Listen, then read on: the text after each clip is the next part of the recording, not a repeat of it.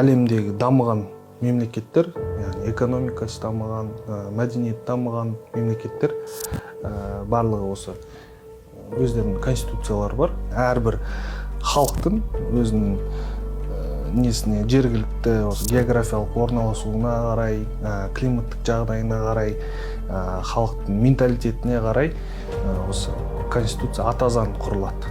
Конституция дегеніміз ол демократияның негізі деп түсінуге болады.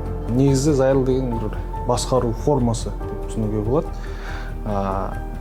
Осы мемлекеттегі, яғни билік бір шешім қабылдауда, экономикалық, құқықтық немесе қандай да болсын басқа бір халықаралық болсын бір шешімдер қабылдауда, яғни бейтарап болады. Қандай да болсын бір діни конфессияның, дін өкілдерінің пікірі негізге алынбайды. Барлық діни конфессияларға бірдей қарайды. Және бір діни конфессия мен екінші діни конфессияның арасындағы толерантностьті сақтайды.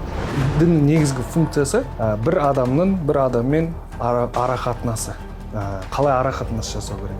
Ненің адал, ненің арам екенін белгілеп беретін. Яғни бір адамның өмір сүруіне қызмет ететін бір құрал ретінде. Ол да заң да сондай нәрсе. Заң болмаса, қоғамда хаос болып кетуі мүмкін. Осы белгіленген заңдарға сай қоғам өмір сүру керек. Сол заңдарға сай өмір сүріп не істесек, діни фанатизм болмайды, мысалы.